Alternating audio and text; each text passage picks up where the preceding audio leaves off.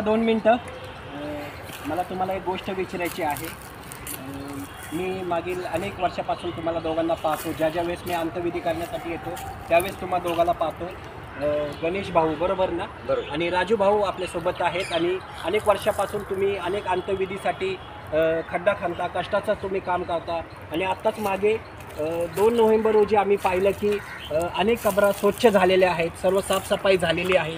त्यापूर्वी खूप गवतं होते आणि साफसफाई झालेली नव्हती. आणि आज आम्ही पाहतो की अनेक कबरांवर बिर्याणी आहे आणि वेगवेगळे पदार्थ ठेवलेले आहेत, मिठाई आहे. आणि खरं या गोष्टीचा उपयोग आहे का या मृत व्यक्तींसाठी? तुमचं काय मत आहे? तुम्ही काय बोलू शकता यावर?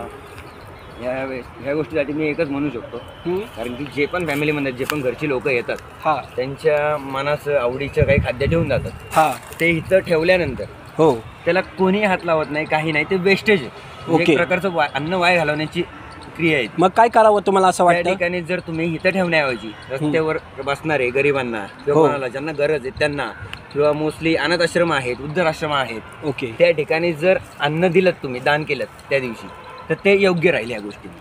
खूप छान. कारण की इथं जे काही पडून राहतं हो. बरेच दिवस तसंच असतं, शेवटी खराब होऊन जातं आणि ते पूर्ण आणखीन घाण होऊन जाते. म्हणायला हरकत नाही, स्वच्छता जास्त खराब होऊन जाते, अजून स्वच्छ राहत नाही ते. ओके अन्न ठेवणं तुम्ही करताय ठीक आहे. आणि महत्त्वाची गोष्ट, जोपर्यंत माणूस आहे हो तोपर्यंत त्या माणसाला त्याच्या आवडीच्या सगळ्या गोष्टी द्या. त्याच्याही आत्म्याला शांती मिळेल आणि छान. त्यालाही छान वाटेल की माझ्या घरच्यांनी शेवटपर्यंत माझ्यासाठी केलं.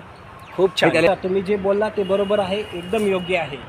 आणखी एक गोष्ट, जर इथं आहे ना अक्षरशः कबरेवरती दारू, हो. सिगरेट, गोवा, गुटखा बापरे. या सगळ्या गोष्टी सुद्धा ठेवल्या जातात. या गोष्टी पण ठेवतात. या गोष्टी सुद्धा ठेवल्या जातात.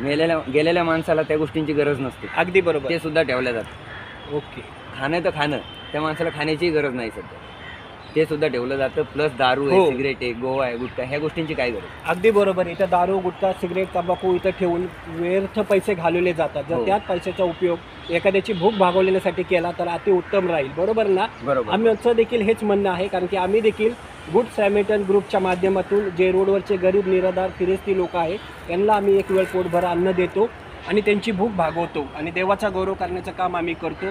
जी देवाची इच्छा आहे त्यानुसार आम्ही करतो. आणि प्रभूला मी धन्यवाद देतो की तुम्ही खूप कष्ट घेता, मेहनत घेता आणि आज जे काही तुम्ही तुमचं मनोगत मानलं त्यासाठी मी मनापासून तुमचे आभार मानतो. परमेश्वर तुम्हाला आशीर्वादित करो.